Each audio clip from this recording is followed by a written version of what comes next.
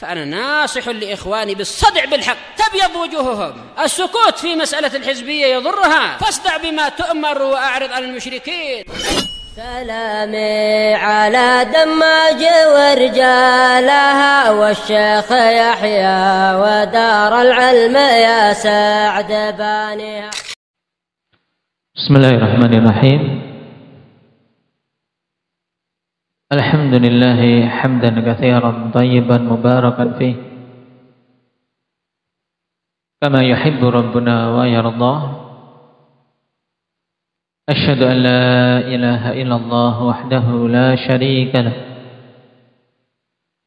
وأشهد أن محمدا عبده ورسوله صلى الله عليه وعلى آله وأصحابه ومن تبعهم بإحسان إلى يوم الدين. أما بعد، معشر طلبة العلم، وفقني الله وإياkum likulli khair. Pada pertemuan yang lalu kita telah selesai dari pembahasan adab yang kelima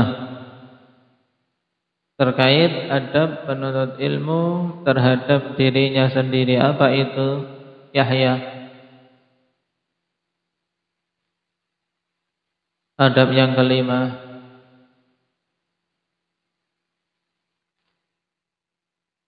Tawadhu'.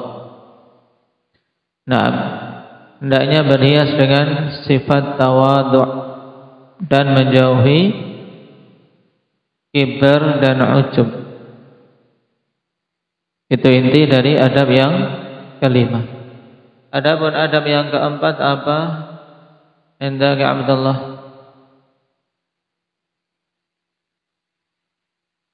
Muraqabah. Apa yang dimaksud dengan muraqabah?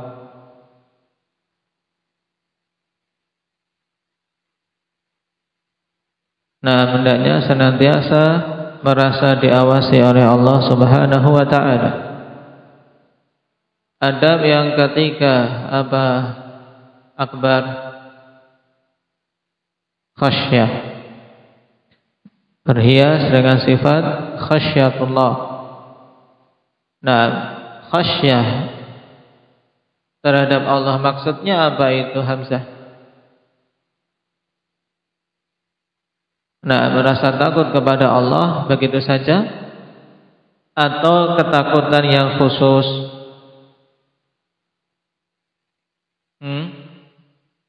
Khasyah itu rasa takut yang bagaimana?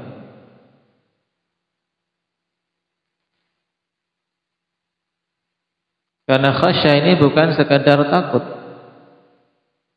tapi takut yang khusus. Makanya yang memiliki ini hanya mereka-mereka yang punya ilmu.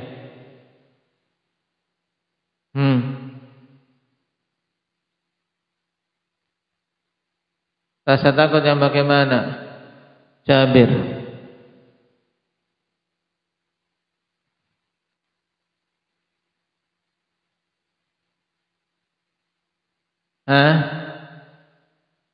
Masih mencari-cari, diingat-ingat. Aba Abdul Hafid.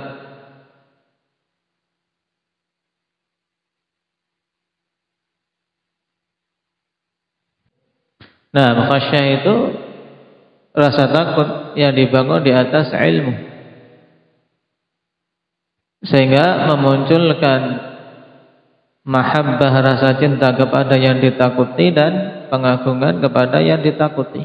Jadi bukan sekedar takut, tapi takut yang dibangun di atas ilmu terhadap keagungan yang ditakuti, sehingga dia mengagungkan dan mencintainya. Baik. Adab yang kedua apa, Yahya?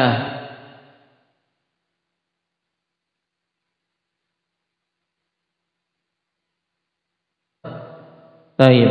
Nah, adab yang kedua, penuntut ilmu itu harus istiqamah di atas jalan dan manhaj para salaf, sehingga bebas, selamat dari fitnah hizbiyah, selamat dari fitnah kelompok-kelompok yang menyimpang. Harus istiqamah di atas manhaj salafus saleh. Kemudian adab yang pertama, fatur,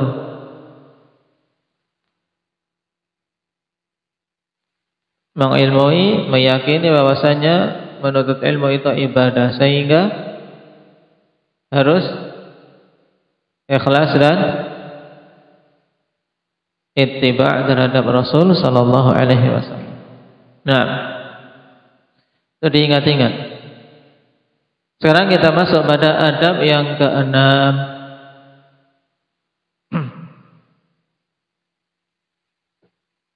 Qala Syekh Bakar Abu Zaid rahimahullahu taala, al-amru sadis al-qana'atu waz-zahadah.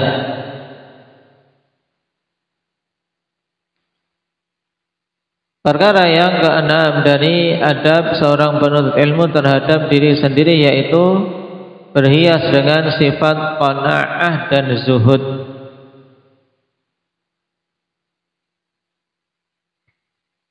Qala at-tahalli bil qanaati waz zahadah, yaitu berhias dengan sifat qanaah dan sifat kezuhudan. Wa haqiqatuz zuhdi az-zuhdu bil harami wal ibti'adu an himahu bil kaffi 'anil mushtabihati wa 'anit tatallu'i ila ma fi aydin nas.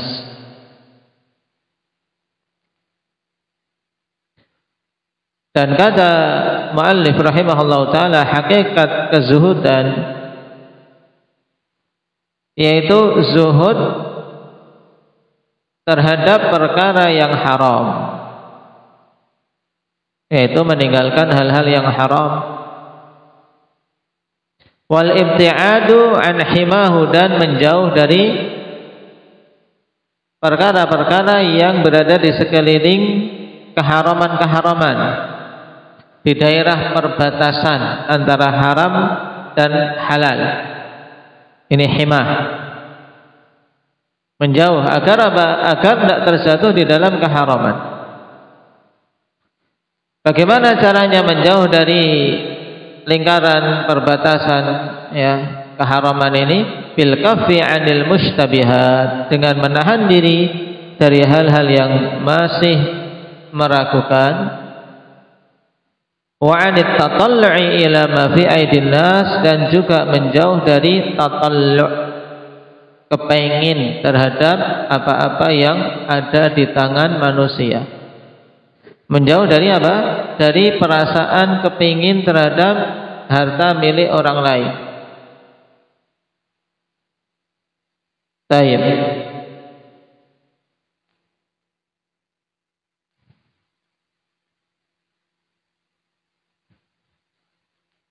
Nah, sifat ini akhwan, qanaah dan zuhud, merupakan sifat yang sangat penting bagi para penuntut ilmu wafaqahumullah.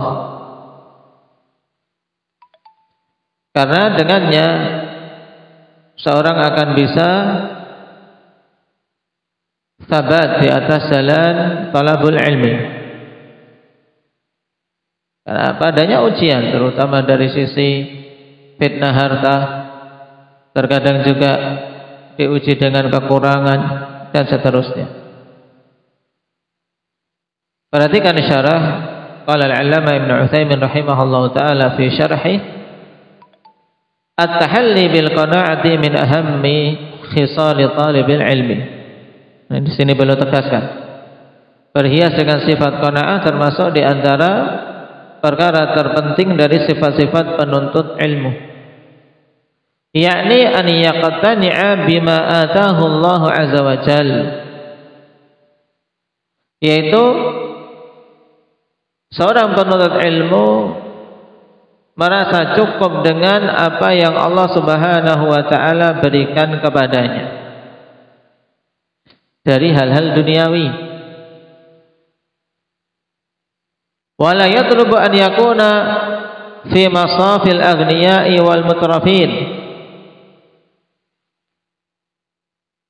Lianna ba'da talabatil ilmi wa ghairihim yuridu an yakuna fi masafi al-aghniya wal mutrafin fayatakallafu an-nafaqati fil ma'kali wal mashrabi wal malbasi wal mafrash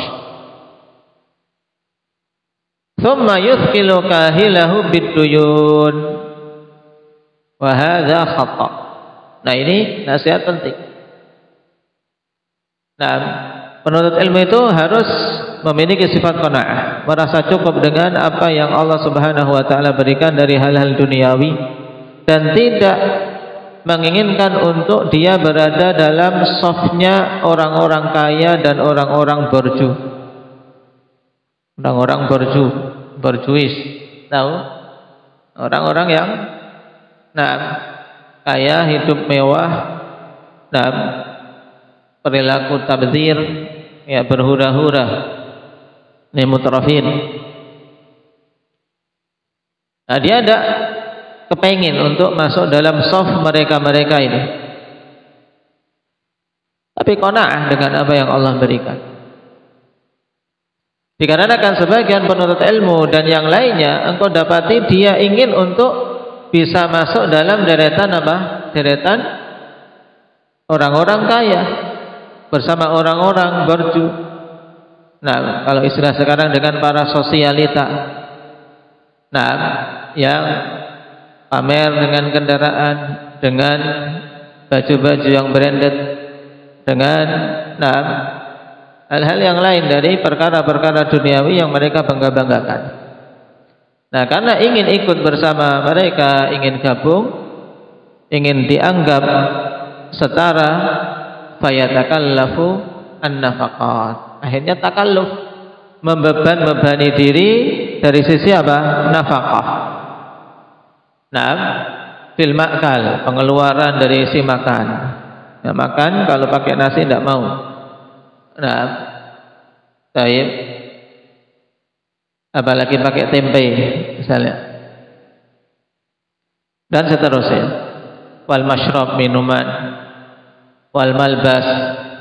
Nah, demikian pula mafrash, alas duduk dia, tempat tidur dia, tikar yang dia pakai. Nah, dia ingin apa? Semuanya itu seperti yang dimiliki orang-orang kaya. Akhirnya apa? Tsumma yuthqilu kahilah bid-duyun. Kemudian dia membebani apa? Membebani tengkoknya sendiri dengan hutang-hutang. Membebani apa? Lehernya dengan hutang-hutang. Ya, karena ingin menuruti ini. Nah, baik. Wa hadza khata', dan ini salah. Bal 'alaika bil qanaa'ah, bahkan wajib atasmu untuk qanaa'ah. Fa innaha khairu zadin lil muslim, karena sungguhnya itu adalah sebaik-baik bekal bagi seorang muslim.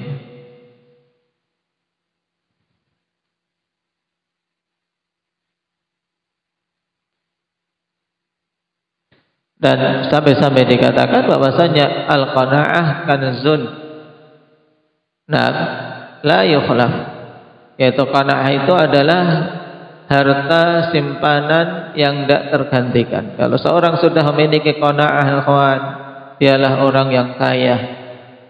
Karena hakikat kekayaan adalah kekayaan hati, dan itu ada pada qanaa'ah. Sebagaimana Rasulullah SAW katakan, laisal ghina an kathratil 'arad walakinnal ghina ghinan nafs. Bukanlah hakikat kekayaan yang sejati itu banyaknya harta benda, akan tapi kekayaan yang sejati itu pada kekayaan hati, yaitu dengan qanaa'ah.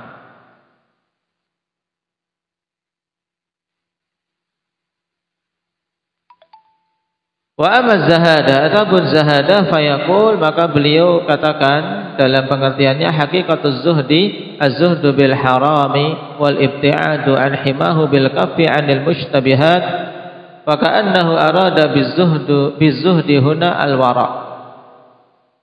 Nah, kata Syekh, dari pengertian ini sepertinya Syekh Bakar Abu Zaid menginginkan dengan zuhud di sini adalah al-wara'. Kenapa? Li'anna hunaka wara'an wa zuhdan, karena di sana ada dua istilah, yaitu istilah wara' dan istilah zuhud. Wa zuhdu a'la maqaman minal wara', dan zuhud itu kedudukannya lebih tinggi dari wara'. Lalu apa pengertian masing-masing? Ini antum kasih tanda penting untuk diingat-ingat, apa itu wara', apa itu zuhud, ya. Li'annal wara'a tarku ma yadurru fil akhirah. Dikarenakan wara' itu adalah meninggalkan apa-apa yang bermadarat di akhirat. Itu namanya wara'. Meninggalkan dari memakan sesuatu yang haram. Ini namanya apa? Wara'. Kenapa? Karena memakan hal yang haram itu bermadarat di akhirat. Meninggalkan sesuatu yang masih meragukan, khawatir terjatuh dalam keharaman, ini namanya wara'. Karena dia meninggalkannya khawatir tertimpa madarat di akhiratnya. Baik. Jadi ini pengertian wara'. Apa wara' pengertiannya Muhammad? Penggulu. Wara' itu apa? Meninggalkan segala sesuatu yang bermadarat untuk akhiratnya. Tarku ma yadurru fil akhirah. Atau ungkapan yang masyhur yang telah kita lewati di majelis-majelis terdahulu, yaitu tarku ma yukhafu dararuhu fil akhirah. Meninggalkan sesuatu yang dikhawatirkan kemadaratannya di akhirat. Sama. Kalian bisa ungkapkan dengan kalimat yang semakna. Apa tadi? Diulangi coba Sakif. Apa itu wara'?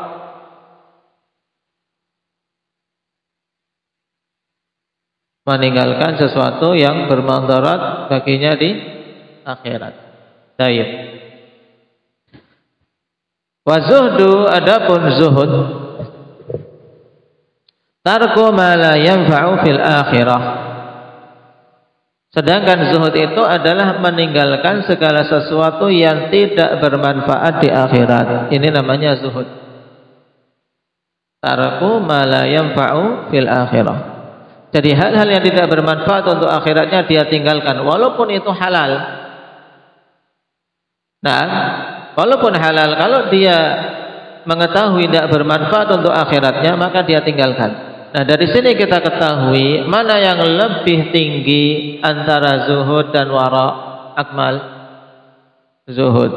Nah, karena wara' itu hal-hal yang bermadarat, hal-hal yang haram, dia tinggalkan. Tapi masih perkara-perkara yang enggak bermanfaat terkadang masih dia pakai, masih dia ambil. Yang penting enggak haram. Paham? Tapi kalau sudah tingkatan zuhud, ini lebih tinggi lagi. Kenapa? Karena bukan hanya hal yang haram, hal yang mutasyabihat yang dia tinggalkan, tapi juga perkara halal yang dia melihat tidak ada kemanfaatan untuk akhiratnya, dia akan tinggalkan. Ini namanya zuhud. Bainahuma farqun. Sehingga antara keduanya itu ada perbedaan. Baik. Antum setelah al-akhirah antum kasih koma sehingga tidak membingungkan. Kemudian dikasih garis ini. Anda yang punya stabilo di stabilo. Al-wara' tarku ma yadurru fil akhirah. Wa zuhdu tarku ma la yanfa'u fil akhirah.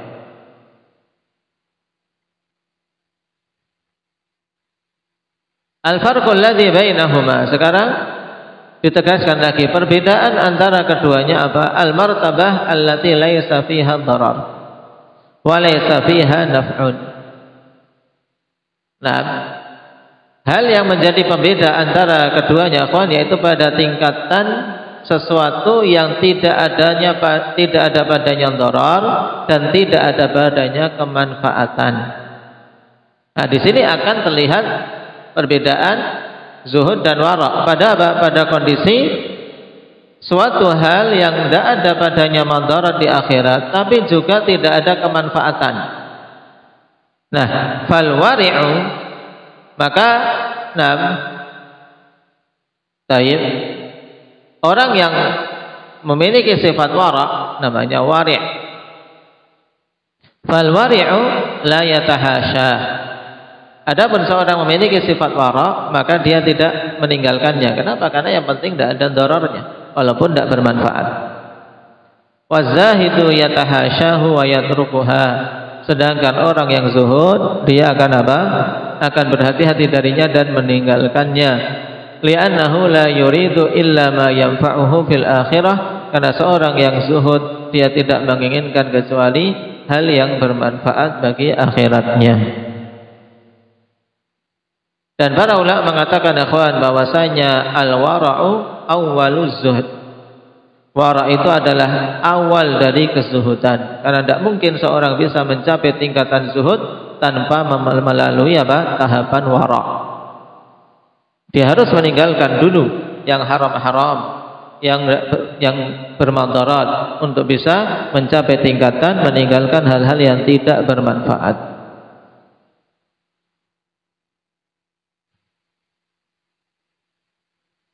Baik. Ini pengertian yang paling rajih tentang apa? Al-wara' dan zuhud.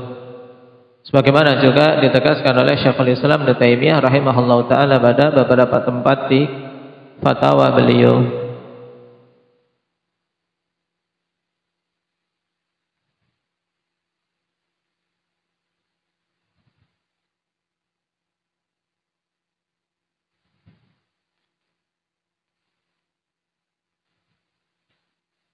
Qala wa yu'tharu 'anil Imam Syafi'i rahimahullah law awsa insanun li'aqalin nas surifa ila zuhad. Dan diriwayatkan dari Imam Syafi'i rahimahullah ta'ala sebagaimana dalam Ta'limul Muta'allim juga ini disebutkan dalam Syiar A'lamin Nubala. Imam Syafi'i mengatakan seandainya seseorang berwasiat untuk orang yang paling berakal. Maksudnya apa? Dia punya harta banyak, Ustaz. Dia punya harta banyak, kemudian dia berwasiat, hartaku sepertiga untuk orang yang paling berakal. Tidak ditentukan nama-namanya, tapi apa? Dia menentukan dengan sifat. Aku wasiatkan sepertiga hartaku untuk orang yang paling berakal. Maka kepada siapa diserahkan? Kata Imam Syafi'i, surifa ila zuhad. Maka harta itu diserahkan kepada orang-orang ahli zuhud. Kenapa? Karena mereka adalah orang yang paling berakal. Ini maksud perkataan Imam Syafi'i rahimahullah. Allahu akbar, yakni fil wasiyah law qala awsaitu li aqalin nas yusrafu ila man ila zuhad. Maksudnya dalam wasiat seandainya dia mengatakan aku berwasiat hartaku ini untuk orang yang paling berakal, maka diserahkan kepada siapa? Jawabannya diserahkan kepada orang-orang ahli zuhud. Li'anna zuhada hum aqalun nas, karena orang-orang yang zuhud itu adalah orang yang paling berakal, kata Imam Syafi'i. Di sini ditegaskan kembali oleh syarih. Haitsu tajannabu ma la yanfa'uhum fil akhirah, di mana mereka meninggalkan apa-apa yang tidak bermanfaat untuk mereka di akhirat. Dan ini menunjukkan akal yang genap, akal yang sempurna. Yang tidak bermanfaat untuk akhirat ya tinggalkan. Wa hadzal ladzi qalahu rahimahullah laisa ala itlaqih li'anna al-wasaya wal awqafa wal hibat war ruhun wa ghairahuma na'am turja'u ila ma'naha fil 'urfi.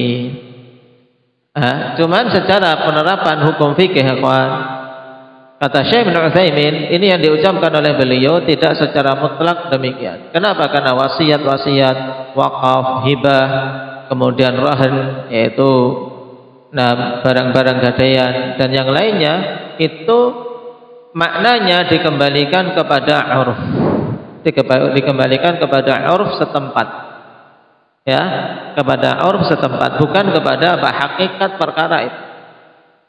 Baik. Misalnya untuk istilah aqalun nas, orang yang paling berakal. Fa idza kana aqallun nasi fi 'urfina humuz zuhad surifa lahum ma awsa bihi lizuhad. Maka apabila memang pada istilah manusia yang berlaku di tempat itu bahwasanya mereka mengetahui orang yang paling berakal adalah ahli zuhud, kemudian seorang berwasiat seperti itu, maka wasiat itu diserahkan kepada orang-orang ahli zuhud. Tapi misalnya di daerah setempat, orang-orang paling berakal maksudnya adalah orang-orang yang punya wibawa, orang-orang yang punya muru'ah, para tetua-tetua kaum misalnya, yang sudah tua-tua. Maka ketika seorang berwasiat, aku serahkan sepertiga hartaku untuk orang yang paling berakal, maka diarahkan sesuai dengan yang dimaksud secara urf.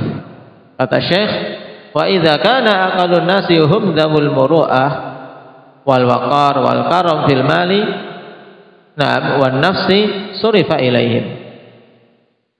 Dan apabila pada uruf suatu daerah bahasanya orang yang paling berakal maksudnya orang yang punya muru'ah, yang punya wibawa, punya kedermawanan pada harta dan pada jiwanya, maka ketika ada wasiat seperti ini, ya wasiat itu diarahkan kepada mereka. Nah, ini taujih bagus dari Syekh Ibnu Utsaimin secara fikih, secara fikih. Namun yang pertama harus kita ambil dari pemahaman athar Imam Syafi'i menunjukkan bahwasanya secara hakikat memang orang-orang yang zuhud adalah orang yang paling berakal. Karena mereka apa? Mereka menjauhi yang tidak bermanfaat untuk akhiratnya. Itulah hakikat akal yang sebenarnya. Baik.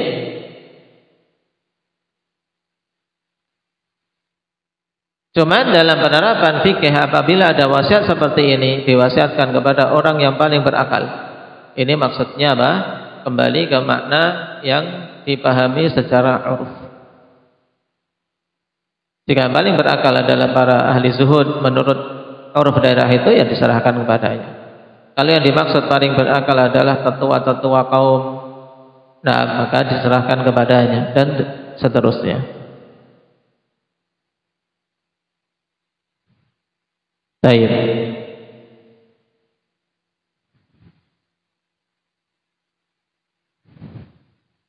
Qala wa an Muhammad bin al-Hasan asy-Syaibani rahimahullah, lamma qila lahu ala tusannif kitaban fi zuhdi, qala qad sannaftu kitaban fil buyu'. Dan diriwayatkan dari Muhammad bin al-Hasan asy-Syaibani rahimahullah, ketika dikatakan kepadanya, ala tusannifu kitaban fi zuhdi,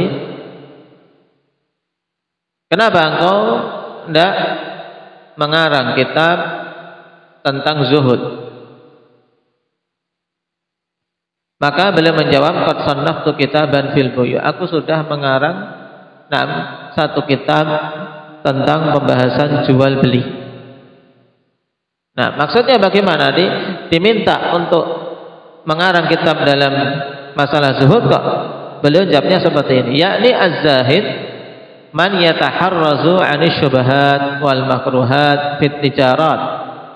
Maksudnya seorang yang zuhud, dia seorang yang berhati-hati dari perkara yang syubhat dan perkara-perkara yang makruh. Dalam apa? Dalam tijarahnya, dalam jual belinya. Maka dzalika fi sa'iril muamalati wal hiraf. Ya. Fi harakati. Demikian pula pada keseluruhan muamalah dan al-hiraf, yaitu dalam pekerjaan. Keterampilan dia, keahlian dia apa? Berhati-hati dari hal-hal yang dikhawatirkan madaratnya dan hal-hal yang tidak bermanfaat bagi akhiratnya. Naam. Baik.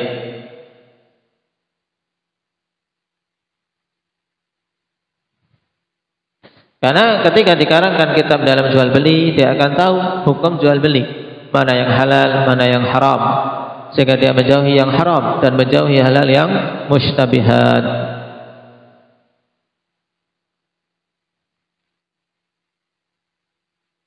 Baik. Dan perkara ini penting karena penuntut ilmu akhwan kalau tidak berhias dengan ini akhirnya akan menerjang keharaman-keharaman.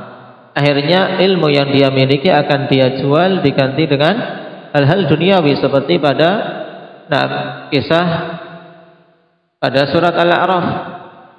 Watlu 'alaihim naba'al ladzi atainahu ayatina fansalakha minha fa'atba'ahu syaitan fakana minal ghawin. Walau syi'na la rafa'nahu biha walakinnahu akhlada ilal ardi wattaba'a hawah famathaluhu kamathalil kalb. Jadi seorang yang diberi ilmu dari umat terdahulu, dia diberi ilmu kitab. Nah, tapi apa? Memilih dunia. Dia jual ilmunya dengan dunia, sehingga dipermisalkan seperti anjing. Padahal ahlul ilmi itu dipermisalkan seperti qamar, seperti bulan yang menyinari dengan indah, dengan bagusnya, memberikan kemanfaatan. Tapi ketika dia menjual ilmunya dengan dunia karena tidak punya sifat wara' dan sifat zuhud, akhirnya Allah Subhanahu wa taala rendahkan dengan serendah-rendahnya. Dipermisalkan seperti apa? Dipermisalkan seperti apa, Abdurrahman? Seperti anjing. Famathaluhu kamathalil kalb. Tayyib.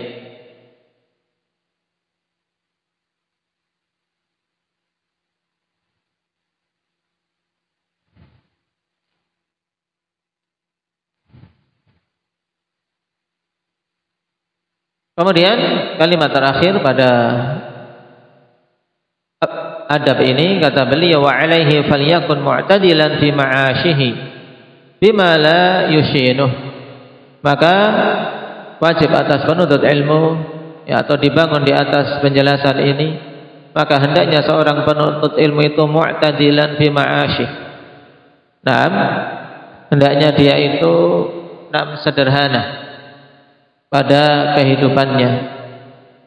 Tayyib, bima la yushinu, dengan hal-hal yang tidak menghinakan dia, tidak memburukkan dirinya. Bihaitsu yasunu nafsahu wa man ya'ul wa la yaridu mawatin adh-dhillati wal hun. Menjauhi hal-hal yang apa? Yang akan memperburuk citranya, di mana dia menjaga diri dan orang-orang yang di bawah tanggungannya. Wa man ya'ul, maksudnya orang-orang yang di bawah tanggungannya, anak istri. Dia jaga kehormatannya dari minta-minta. Yang penting dia bisa memberikan nafkah untuk dirinya, untuk orang-orang yang di bawah tanggungannya, terbebas dari minta-minta, tidak melakukan pekerjaan-pekerjaan hina yang merusak muruahnya. Demikian pula tidak mendatangi mawatinaz zillati wal hun, tempat-tempat yang disebut adalah kehinaan dan kerendahan. Taib, berusaha untuk memilih dalam mencari ma'isyah hal-hal yang apa? Yang jauh dari kehinaan dan celaan terhadap muruah.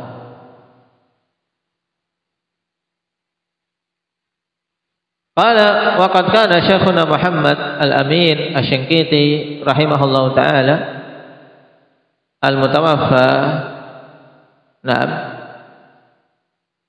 yang wafat disebutkan di sini tanggalnya, fi tarikh 18 fi syahr 12 17 fi syahr 12 min sanah 1393. Tayyib, pada tanggal 17 bulan 12 tahun 1393 rahimahullah ta'ala. Imam Asy-Syanqiti rahimahullah ta'ala ini, ikhwan, mutaqallilan minad dunya, seorang yang apa? Yang sedikit harta benda duniawinya, ya, berusaha untuk mempersedikit diri dari beban-beban duniawi. Waqad syahadtuhu la ya'rifu fi'atil umlatil waraqiyah, dan aku telah menyaksikan beliau. Tayyib, beliau tidaklah mengenal banyak dari apa? Dari mata uang kertas. Baik. Dalam artian hidup dengan sederhana. Faqad syafahani biqauli, dan beliau telah bertutur kepadaku secara langsung dengan lisan beliau, karena Syekh Bakar Abu Zaid termasuk di antara murid Imam Asy-Syanqiti rahimahullah. Jadi langsung mendengar dari perkataan Syekh secara langsung. Beliau mengatakan laqad ji'tu minal bilad, yaitu Syinqit, wa ma'i kanzun qalla an yujad inda ahad.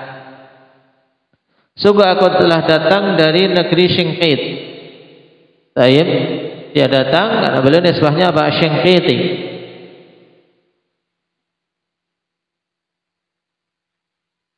Dari negeri Syinqit, negeri ini negeri apa? Daerah Maghrib. Datang ke Saudi. Taib.